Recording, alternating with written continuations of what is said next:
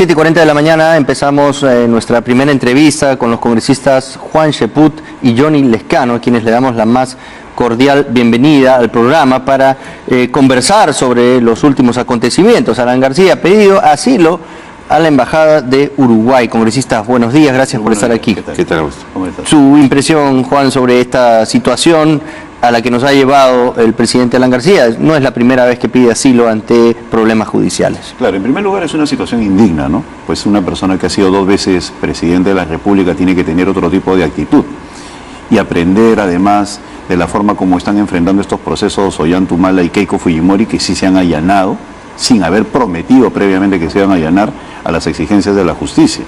En segundo lugar, le mete una puñalada por la espalda, pues dijo que se iba a allanar a la lucha contra la corrupción. Pues los argumentos que él está esgrimiendo en estos momentos van a ser utilizados indiscutiblemente por Alejandro Toledo y también por Inostroza en España para señalar que en el Perú existe este clima que, dicho sea de paso, es absolutamente falso.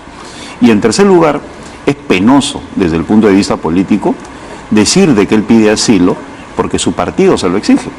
Una vez más compromete al partido aprista, como hemos escuchado ayer decir a Omar Quesada, que las bases le han solicitado que pida asilo ante esta solicitud. Entonces yo creo de que estamos en una situación indiscutiblemente lamentable, no solamente por lo que significa el partido aprista y sus restos, ¿no?, sino porque un expresidente del Perú, en lugar de comprometerse en colaborar con la justicia, tiene esta posición un poco digna, ¿no? Claro, y congresista Lescano, además el presidente García había anunciado el día antes que se iba a quedar, que para él no era ningún castigo quedarse en su país 18 meses, que incluso iba a dedicarse a fortalecer al partido aprista, que se iba a allanar además en la audiencia al pedido de impedimento de salida. Entonces todos los fiscales ahora están sorprendidos porque les ha sacado la vuelta, ¿no? Y ha buscado este asilo político que lo que finalmente busca es eludir a la justicia. En efecto, yo creo que el señor García es un reincidente en este tipo de actos.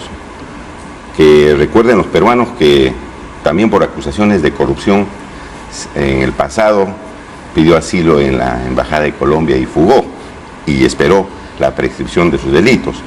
Ahora ha demostrado gran cobardía, pues, porque no puede enfrentar a la acción de la justicia. En tercero, demuestra que tiene las pruebas suficientes que acreditan los casos de corrupción que le están acusando, porque una persona que no tiene nada, que no tiene pruebas, que se siente inocente, no se fuga, ¿no? Prácticamente es un fugado que está en las mismas condiciones que Toledo y que Inostroza. Se está fugando de la justicia, no está encarando, y eso demuestra que él se siente absolutamente culpable y que tiene pruebas abundantes que acreditan las acusaciones que le están haciendo por actos de corrupción. En cuarto lugar, yo diría lo siguiente también, que todas estas acciones que se están llevando por parte de los jueces y el fiscal José Domingo Pérez acreditan que se están tomando las acciones correctas, prisiones preventivas que se han dictado de manera apropiada, legal.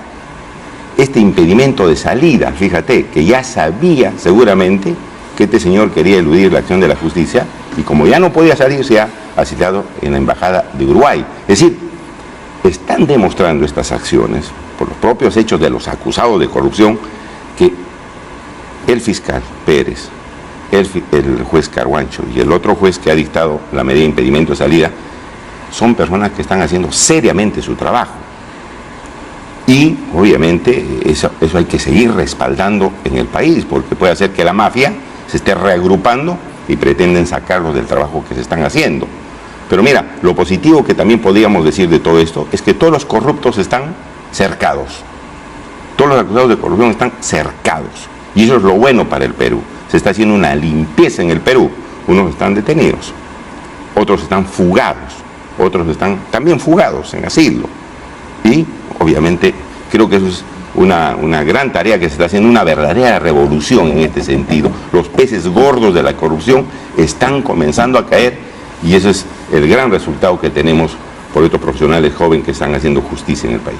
¿Dónde estamos hoy? El gobierno peruano, ¿qué es lo que puede hacer para protestar ante este pedido de asilo que hace Alan García? Porque lo que tendría que admitirse, si acaso Uruguay acepta el pedido de asilo diplomático de Alan García es que en nuestro país no hay garantías. O sea, el gobierno de Uruguay estaría haciendo esta aseveración que es muy grave a nivel de relaciones bilaterales entre los dos países. ¿Por qué? Porque está diciendo en su país, señor Vizcarra, no hay garantías y hay una persecución política. Claro. Cosa que puede perjudicar todos los esfuerzos, como dice el congresista Lescano, de perseguir precisamente la corrupción en nuestro país. Entonces es un tema muy grave. ¿Qué se puede hacer?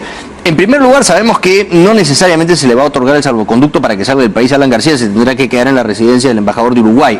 ¿Podemos llegar al punto de romper relaciones? ¿Qué más se puede hacer? Mira, en primer lugar, lo que tú señalas es correcto, pues generaría una onda expansiva que serviría de insumo para todos aquellos que están involucrados en estos momentos en investigaciones por corrupción. O sea, sería nefasto. En segundo lugar, creo yo que ha hecho bien el presidente Vizcarra en ser tajante y señalar que acá no hay persecución política, porque es lo que acontece. No hay persecución política. La carta del presidente García, asumiendo que es cierta, y creo que es cierta, está llena, plagada de mentiras y desinformación. Trata inclusive al presidente de la República como presidente interino, que se quiere copar el Ministerio Público, el Poder de Justicia, o sea, cosas absolutamente falsas. Allí sí merece una respuesta contundente, corta y una sola de parte del Premier. Y en el caso del presidente, yo creo que para no abonar en esa tesis de la persecución política, basta con la declaración de ayer y no debe insistir en el tema ni un minuto más, porque de lo contrario eso va a significar de que se ha pisado el palito y se está configurando una escena de persecución política que no existe. Claro, ahora, los fiscales que están a cargo de esta investigación, también ayer conversaba con el coordinador del equipo especial Lavajato, Rafael Vélez, y decía, pero ahora, ¿por qué no piden la prisión preventiva? Evidentemente quiere volver a la justicia. Lo que dice es que no pueden hacerlo porque también eso, sí, digamos, hay una serie de rigores ahora para el pedido de prisión preventiva, tiene que ser casi ya como una especie de minijuicio, y ellos no están en esa etapa todavía. Y si se le niega la prisión preventiva, entonces van a utilizar eso, ¿no es cierto?, desde el APRA para decir hay persecución política. Entonces, claro, es una situación muy delicada, ¿no? Así es. Y yo quisiera colocar los reflectores en Uruguay, con el respeto que se merece ese país, pero desde un punto de vista que todavía no he escuchado ni he leído, que es el siguiente, el de la tremenda amistad existente entre el presidente Tabaré Vázquez y Lula da Silva. Lula da Silva, el gran lobista de Odebrecht a nivel latinoamericano, Lula da Silva, también juzgado por corrupción y que está evadiendo la cárcel de manera sistemática. Bueno, Tabaré Vázquez le iba a dar asilo a todo lo de la Lavajato allá. Eso, sino que Lula da Silva iba a hacer campaña por Tabaré Vázquez, solo de que falleció su ministro de Justicia y tuvo que suspender ese viaje. Entonces, Lula da Silva es íntimo amigo, tanto de Tabaré Vázquez, y amigo, ya un poco más distante, del señor Alan García. Entonces, no es que exista una tradición de asilo y por eso elijo Uruguay. Elijo Uruguay porque Uruguay se ha querido convertir en depósito de estos sujetos cuestionados los brasileños, porque ellos mismos dijeron, les abrimos los brazos a todos aquellos que se han juzgado por la vallata en Brasil. Así es. Entonces, si Uruguay hace lo mismo en el caso específico de Alan García, pues dejaría de ser el país de la tradición, en el sentido del asilo diplomático por convicción, por ideas políticas, y sería el país del asilo, pero por corrupción, porque ya anticiparon, en el caso de los brasileños, el tema vinculado a que les abrían los brazos. Entonces, si Alan García decide esa embajada, es única y exclusivamente por ese papel de Lula da Silva que no podemos dejar de lado. Entonces, dejemos de hablar de que es un país, ¿no?, que de tradición así. No, no es así. En este caso específico, Uruguay es amigo de Lula da Silva, el principal lobista de Odebrecht y de las empresas corruptoras. Y no olvidemos también que lamentablemente ha visto como uno de sus focos de negocio el Uruguay en el lavado de activos. Claro, es un paraíso fiscal offshore en Uruguay porque han visto una forma, un mecanismo de generación de riqueza. Entonces, se dan las condiciones como para que exista la posibilidad de proteger. Y eso no es asilo político, es simplemente complicidad. Hay movimientos de Miguel Atala a través de Uruguay, ¿no? O sea, por supuesto, si seguimos indagando allí, podemos encontrar más cosas. Y también en el caso de cómo han pagado algunos consorcios brasileños a través de cuentas uruguayas. Es correcto. Bueno, congresista Lescano, ¿qué es lo que debe hacer el Perú? Yo creo que si Uruguay le da asilo a este señor, yo creo que el Perú debe ser tajante en esto. Señor, romper relaciones diplomáticas con Uruguay, porque no podemos permitir que un país esté protegiendo a acusados de corrupción. El artículo 3 Augusto, de la Convención de 1954 es bien claro: procesados o sentenciados por delitos comunes. Y no dicen, no, algunos analistas dicen, no, es que no está en etapa de inculpado, no está en etapa de sentenciado. ¿Y qué cosa es abrir una investigación en el Ministerio Público por actos de corrupción? No estar procesado, sometido a un proceso, a un procedimiento. Claro que sí, pero quieren decir que no, solamente los que están sometidos al juez.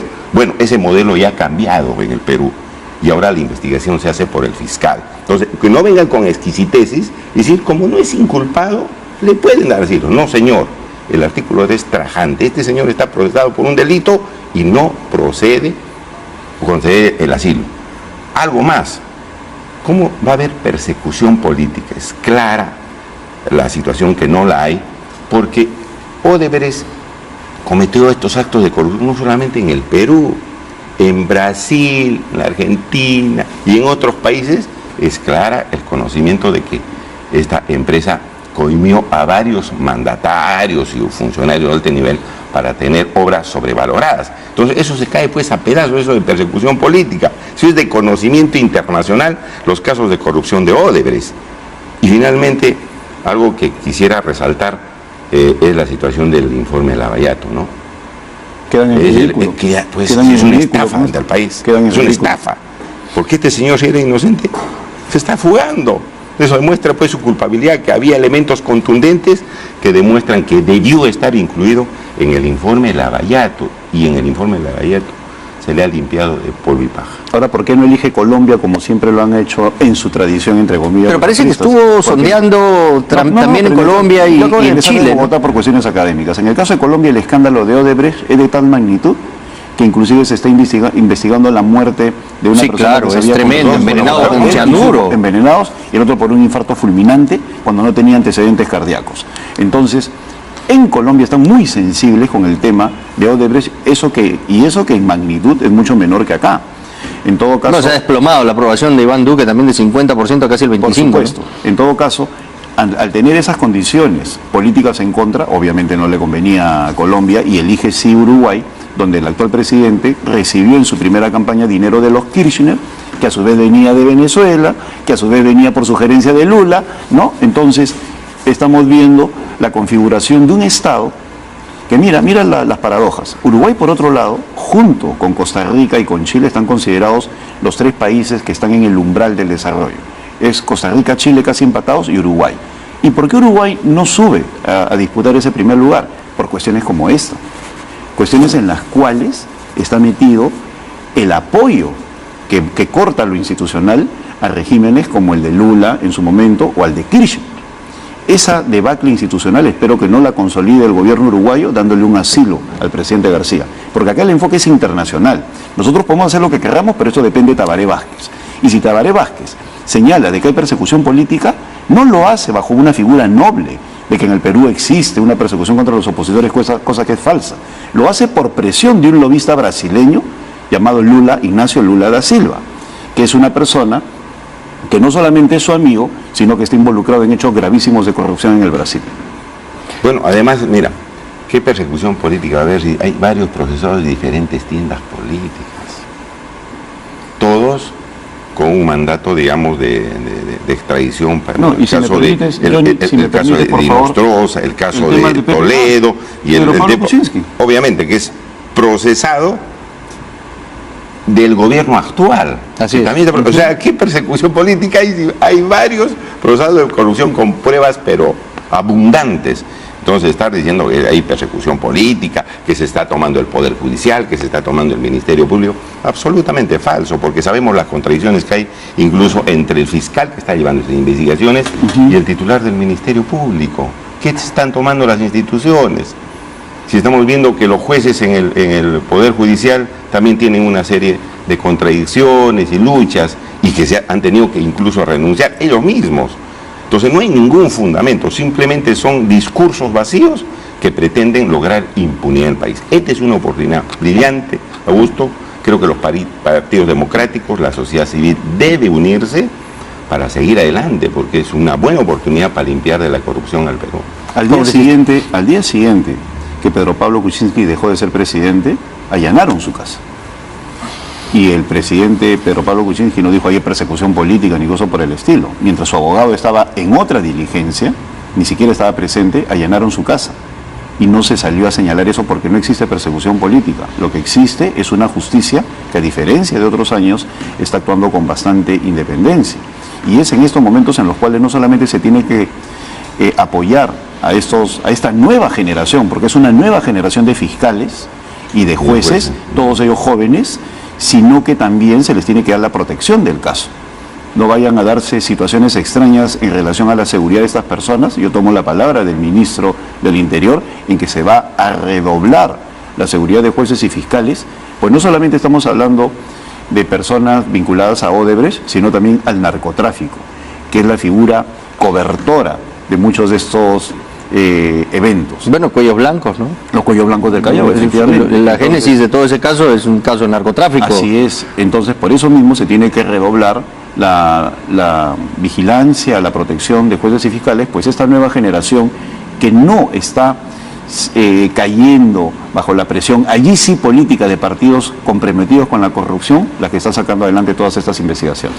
Hay presiones sobre los fiscales que investigan a Alan García y a Keiko Fujimori. A José Domingo Pérez se le está hostigando directamente por control interno. El fiscal Vilán está investigando. A la fiscal del Callao la tienen haciendo 1000 diligencias, no le dan apoyo, no tienen a una sola junta. En cuestiones que al propio coordinador también, al fiscal supremo Rafael Vela, se le retiró de la representación en Pronavi y hay una serie de documentos que le envían reclamándole pues que ponga orden en su fiscalía y el tema que puede ser llamado también a orden interno. Y en todo caso el fiscal de la Nación, Pedro Gonzalo Chávarri, que no tiene nada que perder, puede destituirlos cuando le dé la gana finalmente. ¿Por qué? Porque el Congreso los blinda. El Congreso que ustedes representan, ¿va en algún momento el presidente de la Subcomisión de Acusaciones Constitucionales, César Segura, a poner en agenda el debate de todas las acusaciones constitucionales aún no resueltas en el caso del fiscal de la Nación? Pues él dice, no la voy a poner en agenda, no las vamos a debatir, vamos a ver 100 casos antes que el del fiscal de la Nación. Le dicen, pero ¿no le parece que es un caso importante? No, porque todos los casos son importantes y se acabó. Así de descarado ha sido el congresista César Segura a la hora de tener que dar explicaciones sobre por qué no se revisan las acusaciones sobre Pedro Gonzalo Chávarri. Así es, a pesar de que hay antecedentes en que se han saltado todo, en el caso de los Avengers... Cuando les conviene. Cuando les conviene, ¿no? Yo planteé retirarnos de esa subcomisión. Yo soy miembro de la subcomisión y lamentablemente un miembro de mi partido, Gilbert Violeta, dijo que no, que la censura es lo que procede cuando estos señores tienen la censura controlada desde el momento que tienen los votos. Pero tanto Marco Arán, Horacio Pacori, César Vázquez, el que habla, y probablemente Víctor Andrés García Belaunde, porque no he tenido la oportunidad de hablar con Vitocho todavía, planteamos la necesidad de retirarnos de la subcomisión para dejarlos solos, pues a la Primo y al Fujimori, que ahí sí hagan lo que se les dé la gana, porque nosotros no vamos a ser cómplices. ¿Por qué es importante la figura del retiro? Por una sencilla razón. Porque si nos retiramos y al dejarlos solos, y si ellos quieren que regresemos, como sucedió en la Comisión de Ética, pues le diremos, bueno, que regresamos, sí y solo sí, ustedes ponen en agenda el tema Chávarri. De lo contrario... Pero hacerle caso a Gilbert Violeta como que ya pasó de moda, ¿no? Blíndelo. Te digo el antecedente, ¿no? Para ser absolutamente claro con lo que ha acontecido y todo eso salió en los medios de comunicación. Entonces, existe ahora la posibilidad a las 12:30 en decir, bueno, si usted no agenda, nosotros estamos de más acá. Pues el presidente no es el jefe de nosotros, de ninguna manera.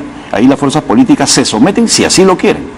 Nosotros tenemos las condiciones como para señalar de que en aras del interés público se tiene que colocar en agenda el tema Chávarri. De lo contrario, las fuerzas políticas caerían en el juego del Fujimori. ¿Resultará esta presión? ¿Usted cree que lo pongan en agenda? Espero de que mis colegas... Son 4 acusaciones que todavía faltan por resolver. Son varias, y también hay otras vinculadas a los cuellos blancos. Bueno, claro, tiene que declararse que son parte de la organización, de una organización criminal, los miembros del CNM, ¿no? Porque si no se cae todo el caso. Hay una acusación del fiscal, ahora sí contundente y fuerte, en la cual se señala a los miembros del Consejo Nacional de la Magistratura como miembros de una organización criminal que tampoco se pone en agenda, ¿no? De eso se ha agarrado la defensa de Inostroza. Dice, ¿de qué cabecilla de qué organización criminal soy? Si los otros no están siendo procesados por eso. En la primera acusación constitucional eso no estaba claramente. Por eso, pero tiene que resolverse todo esto, porque pues. Hay informe de un fiscal. Parece que sea prioritario eso, ¿no? Mira, nosotros nos retiramos de la Comisión de Ética en algún momento reclamando porque se blindaban ahí a una serie de parlamentarios, ¿no? Puede resultar algo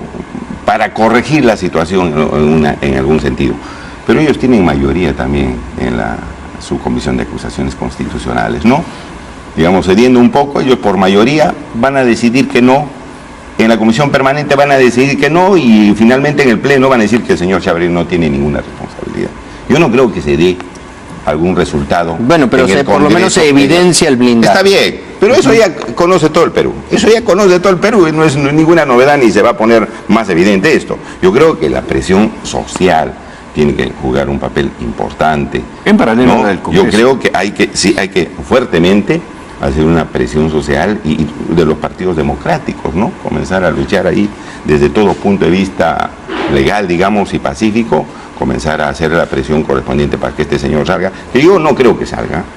Yo creo que el resultado va a entrar como siempre por los jueces y fiscales que de alguna manera tienen que tomar alguna determinación. No te olvides que José Domingo Pérez va a interrogar a Chávarri. Yo creo que por ahí va a estar la solución más que por el Congreso, que ya sabemos está absolutamente tomado. Mira lo que es el resultado del informe de la Comisión Lavallato, es todo un escándalo, ¿no? Muy bien, bueno, muchas gracias a ambos por haber participado en el programa esta mañana, muy importante sus puntos de vista en ese momento crítico para la justicia del Perú. Alan García ha pedido un asilo diplomático a la Embajada de Uruguay. Hacemos una pausa, volvemos con los titulares y ya también está en nuestros estudios Julio Arbizu, ex procurador anticorrupción, quien estará en una entrevista con Karina Borrero en instantes.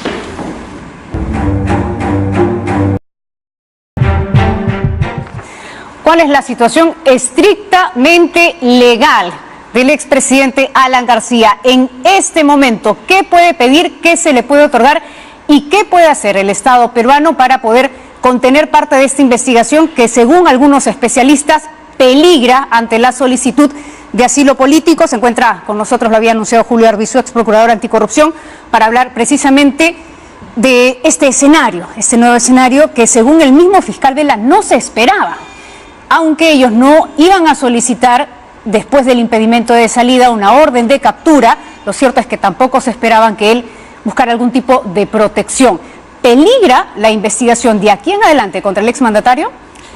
Buenos días, Karina. ¿Cómo está? Buenos días. Lo primero que peligra, en verdad, es cualquier tipo de decisión de arraigo que pueda tomar el Ministerio Público o solicitarla y tomar la decisión el juez. Es decir, el proceso o la investigación puede seguir su curso, pero lo que pasará es que frente a las circunstancias como se han planteado en este momento, es decir, el señor García tratando por todas las formas de eludir la acción de la justicia, sería imposible que el Poder Judicial peruano o el sistema de justicia del Perú pueda solicitar algún tipo de arraigo y poder ejecutarlo sobre todo, ¿no es cierto?, hasta que no se resuelva este pedido de asilo diplomático que ha hecho el señor García ante la diplomacia uruguaya.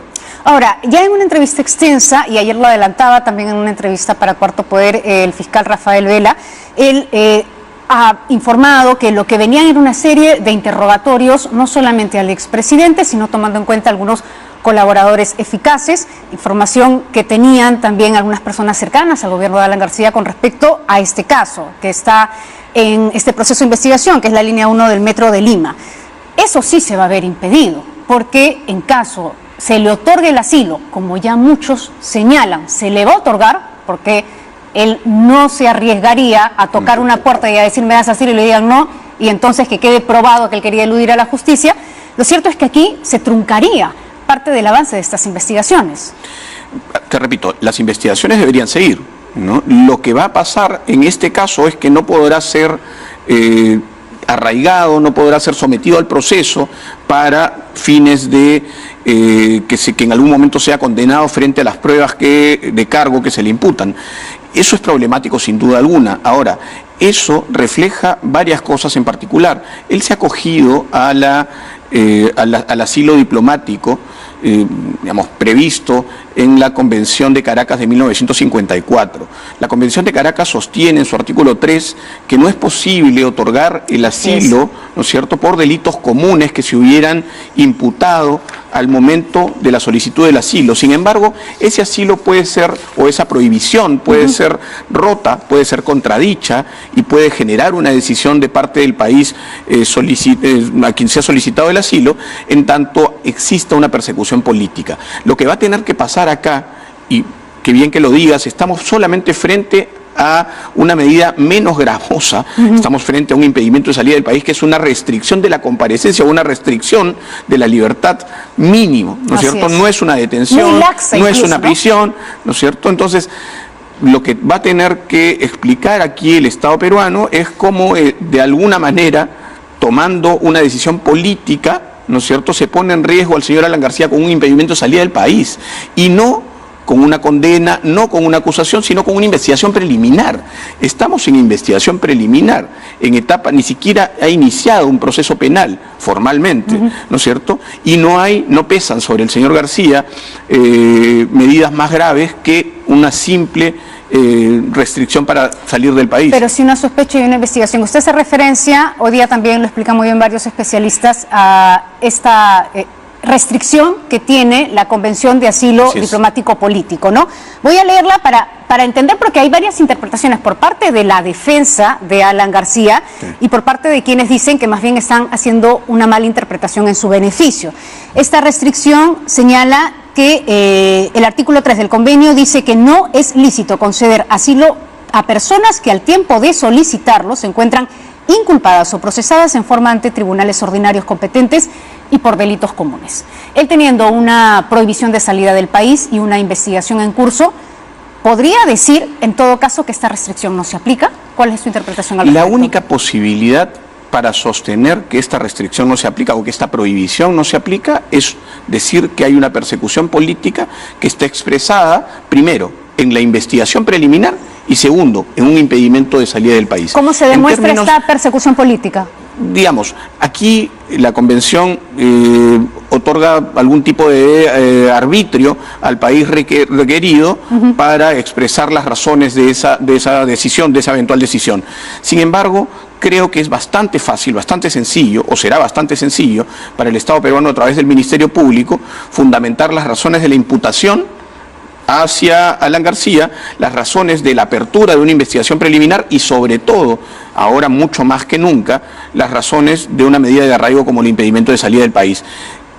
Seguido de esto, creo que el Ministerio Público tendría que tomar en cuenta en este momento la actitud procesal del señor Alan García, y eventualmente, una vez que inicie la siguiente etapa, la etapa de investigación preparatoria, solicitar una prisión preventiva de inmediato para evitar que ocurra, porque en este momento el señor tiene absoluta libertad, él podría salir de la Embajada de Uruguay en caso no se le otorgue el asilo. En caso no se le otorgue el asilo o saber que no se le va a otorgar, e irse a otra embajada, en este momento, porque el señor no tiene más que impedimento de salida del país, ¿no es cierto? Entonces, estamos frente a ese escenario y creo que lo que se viene es preocupante. Ahora, lo que también, consultado sobre el tema, ha declarado el fiscal Vela es que a partir del caso Humal Heredia y otros casos más, se han hecho una serie de observaciones y más restricciones con respecto a la prisión preventiva, que sería como un adelanto, un minijuicio, y que en ese caso no se podría ordenar captura para Alan García de manera inmediata. Pongámonos en el escenario para entenderlo mejor. Uruguay no le otorga el asilo político o el asilo diplomático. Alan García se retira de la residencia. En ese tránsito, incluso para ir a otra residencia, no podrían detenerlo.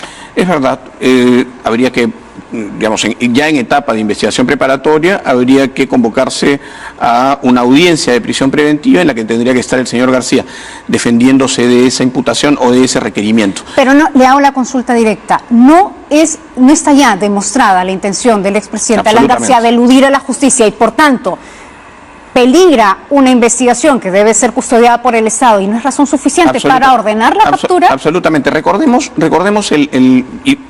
dos cosas. Primero, que estamos en etapa preliminar, que estamos en investigación preliminar. Todavía no ha iniciado un proceso penal propiamente, es decir, no estamos en etapa de investigación preparatoria, sino en una etapa anterior. Recordemos el caso de la señora Keiko Fujimori. La señora Fujimori fue a declarar en el contexto de una investigación preliminar en su contra y fue detenida preliminarmente por una solicitud del fiscal que acogió el juez Concepción Carguancho en este momento. En este momento el juez no es el señor Concepción Carguancho, es otro juez. Pero bien podría suceder que frente a esta situación nueva que se ha presentado, ¿no es cierto?, el fiscal solicite una detención preliminar en el contexto todavía de una investigación preliminar y que sea aceptada por el juez. Lo otro sería esperar a que se abra la etapa de investigación preparatoria y solicitar allí una prisión preventiva. Pero ahí sucede lo que tú dices, habría que seguir esta especie de mini juicio, ¿no es cierto?, en lo que se han convertido estas audiencias donde se discute la prisión preventiva para los procesados, ¿no?, lo cual efectivamente ha elevado los estándares a raíz de del fallo del Tribunal Constitucional en el caso Humala Heredia. El gobierno de Uruguay tiene que evaluar esta condición que está presentando la defensa de Alan García y los argumentos de Alan García de persecución política y justicia politizada. Es decir, ellos toman este argumento y además solicitan al Estado peruano, me imagino también el Ministerio Público interviene con documentación, toda la información que ellos puedan evaluar para contrastar este argumento, o no es necesario, o es prerrogativa del Estado uruguayo decir, por encima de esto yo puedo otorgar el asilo.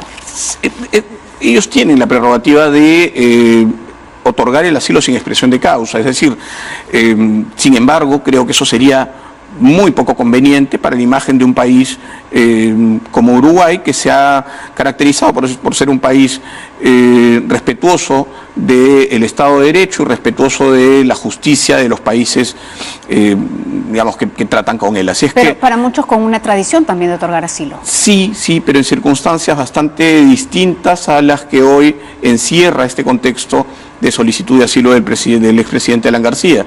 En este caso, como te decía, tendría que probarse, ¿no es cierto?, que hay una persecución política que está expresada en algo tan leve como una investigación preliminar, ni siquiera estamos hablando de un proceso penal, claro, y en algo tan poco gravoso como es un impedimento de salida del país. No estamos hablando de una prisión, no estamos hablando de una detención arbitraria, estamos hablando de un impedimento de salida del país absolutamente justificado y a la luz de los nuevos hechos bastante venial. En caso se le otorgue el asilo, ¿qué puede hacer el Estado peruano? ¿Hay algo más que hacer? Entendemos que puede otorgar o no el salvoconducto, eso sí es una decisión que puede tomar el gobierno del Perú, y en caso no lo otorgue se quedaría en la residencia. Bueno, pero en cuanto al proceso.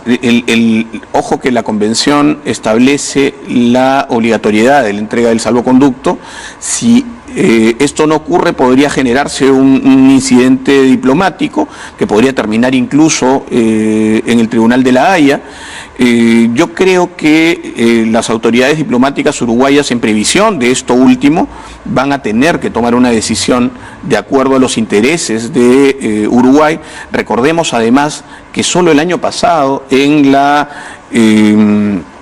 en reunión de la OEA celebrada este año, inicios de este año, celebrada en Perú, ¿no es cierto?, los países de la Organización de Estados Americanos se obligaron, ¿no?, a ser cautelosos y rigurosos con los casos de corrupción, cual fue además el núcleo de esa reunión. Porque ha salpicado además a todos los países. Sin duda, este es un problema regional, el caso Odebrecht, el caso Lava Jato, una vez que empezó y estalló en Brasil, salpicó a buena parte de los países de la región, y yo creo que muy mal haría un país, insisto, respetuoso de los derechos, como es Uruguay, en conceder el asilo a alguien que definitivamente no puede demostrar que hay detrás de la imputación penal en su contra algún tipo de argumento político. Ahora, hablemos ya del precedente o antecedente del expresidente Alan García. En el año 92 solicita también un asilo diplomático, sale del país, le otorgan ese asilo, se exilia primero en Colombia, luego en Francia, y lo cierto es que prescriben algunos de los delitos y los procesos por los que estaba siendo investigado. Pongámonos en ese escenario que es el peor, ¿verdad? Porque no solamente estamos hablando de una investigación en contra del expresidente Alan García, sino que a partir de esa investigación se pueden encontrar las otras redes de corrupción. O sea, por eso hablamos de que peligra una investigación tan importante. Pongámonos en ese escenario, que es el peor para el Perú. ¿Prescribirían estos delitos? Muy buena pregunta. Primero, las circunstancias son completamente distintas. Recordemos que en el 92 hubo una interrupción del orden constitucional, un autogolpe de Estado, una persecución efectivamente que podía expresarse en un temor de incluso ver en peligro su vida, ¿no es cierto? Las circunstancias son completamente distintas. Eso dio lugar en su momento, es decir, el paso del tiempo, la prescripción de sus delitos, a los cuales, situación o herramienta o instrumentos a los cuales el señor García se ha acogido permanentemente, dieron lugar a que en algún momento, en previsión no solamente de que esto ocurría con el señor García, sino con una serie de imputados, sobre todo por delitos de corrupción, se legisló en función de que estas interrupciones de los procesos no generaban el transcurrir del plazo.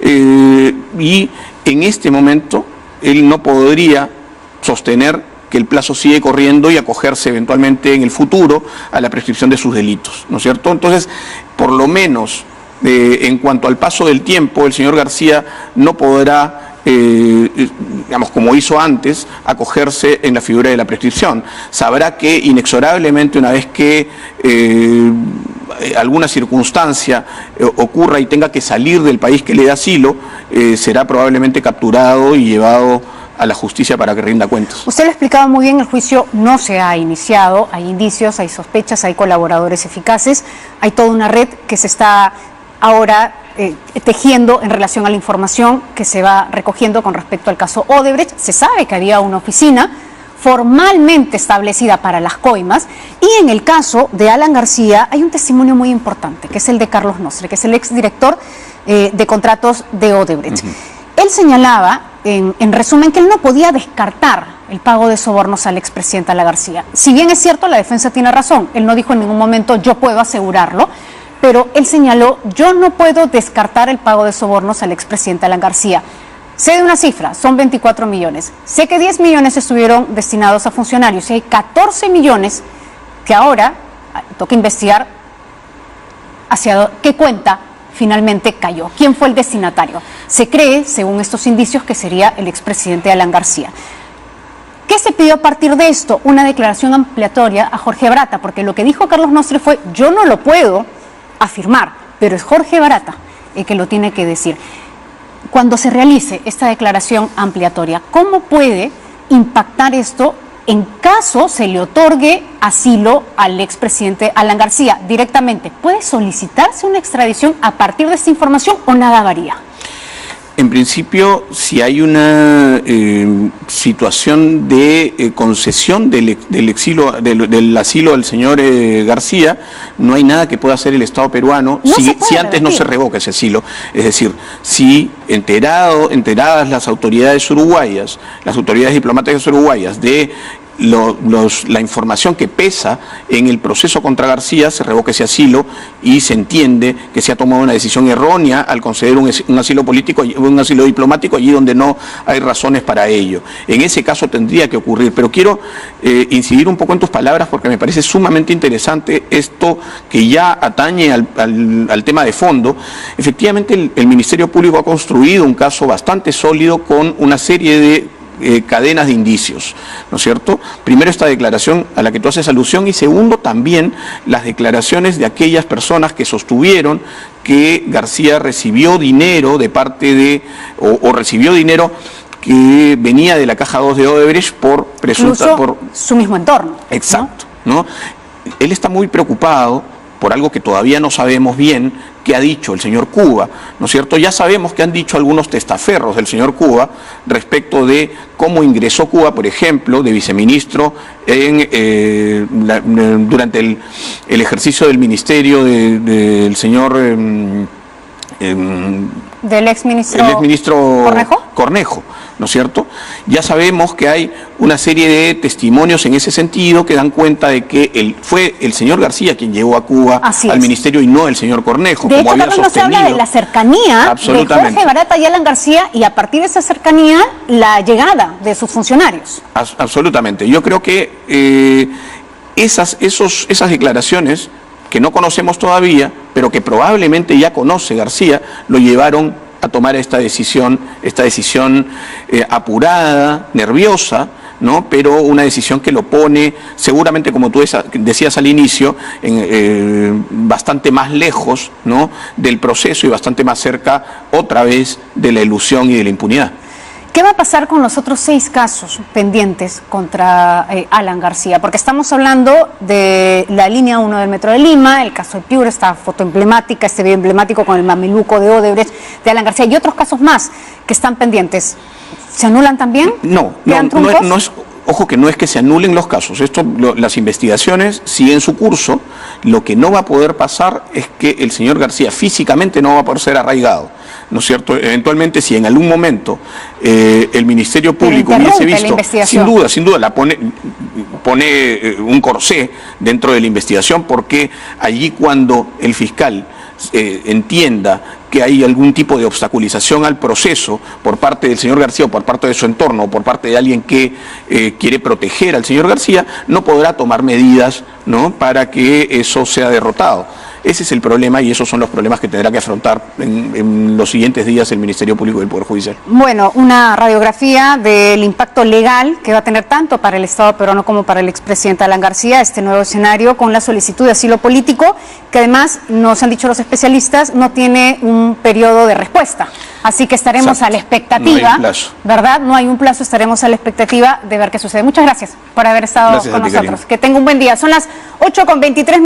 Para aterrizar algunos conceptos sobre el proceso que va a tener que asumir ahora el gobierno de Martín Vizcarra ante este pedido incómodo de asilo diplomático en la Embajada de Uruguay, hemos invitado esta mañana a Ramiro Escobar, internacionalista. Ramiro, ¿cómo está usted? Bienvenido al programa. Y bueno, ¿cómo toma estas más recientes declaraciones del presidente Martín Vizcarra? Él ha hablado con su homólogo uruguayo Tabaré Vázquez. ¿Qué pueden haber conversado? Bueno, evidentemente han conversado sobre cómo se va a manejar el caso complicado del expresidente García, ¿no? Hay la versión de que Alan García, antes de ir a tocar la puerta de la residencia del embajador de Uruguay, habló con el presidente Tabaré Vázquez. García además coincidió en el tiempo en que era presidente por segunda vez con la primera vez en que Tabaré Vázquez era presidente, de modo que lo conoce. ¿Los tiempos cómo fueron exactamente? Tabaré Vázquez entró al gobierno de Uruguay por primera vez en el 2005. Y Alan 2006. Y Alan el 2006. Su segundo gobierno. Además, Rodolfo Nin, el actual canciller uruguayo, era vicepresidente de Vázquez en ese momento. De modo que se han visto en cumbres, incluso hubo una negociación para un posible TLC, no son desconocidos entre ambos, ¿no? Entonces, evidentemente García ha sondeado si había agua en esta piscina diplomática para ir a tocar la puerta. Ahora, hay una complicación mayor que creo que es la que está insinuando el presidente Vizcarra, ¿no? Si se acepta la solicitud de García, no sé si ya está la carta en la cual él argumenta ante el gobierno uruguayo que acá prácticamente se han intervenido los poderes, que la fiscalía no es independiente, que lo están persiguiendo. Eso es el perfil de un gobierno autoritario. Entonces, si Uruguay le da el asilo a García, estaría aceptando que acá vivimos una suerte de gobierno autoritario, casi en una dictadura, y eso creo que no se sostiene en el análisis para nada, ¿no? ¿Qué puede pasar? Hay, digamos, los más extremistas piden que se rompan las relaciones. ¿Usted cree que llega a eso? No, yo creo que eso es bastante difícil. Generalmente se rompen relaciones cuando hay, digamos, un insulto por parte de un gobernante hacia otro, algo bastante grave. Esto sí sería bastante incómodo, ¿no? La Convención de Caracas del año 54 determina que el país asilante no tiene por qué explicar las razones por las cuales da el asilo.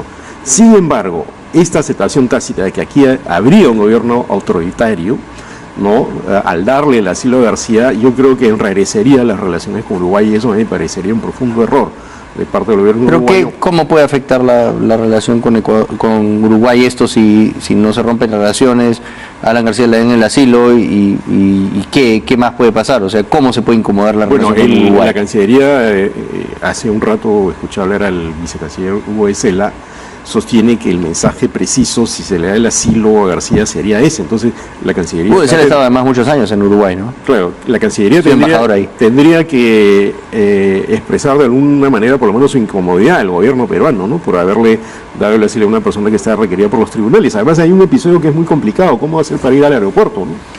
Porque para ir al aeropuerto le tienen que dar un salvoconducto, y ese salvoconducto lo da el gobierno, y si se lo da, está incumpliendo las leyes peruanas, que tienen que ser respetadas por el presidente de acuerdo a la Constitución. Porque hay un impedimento de salida. Así es. Y no le podría otorgar el salvoconducto. Se tendría que quedar en ese caso hospedado en la residencia del embajador de Uruguay. Sería una situación muy incómoda porque se podría argumentar de parte de la defensa de García que se tiene que respetar la convención por la cual una vez aceptado el asilo, el país que lo otorga no da ninguna explicación y el país que donde está el que solicita el asilo tiene que darle el salvoconducto.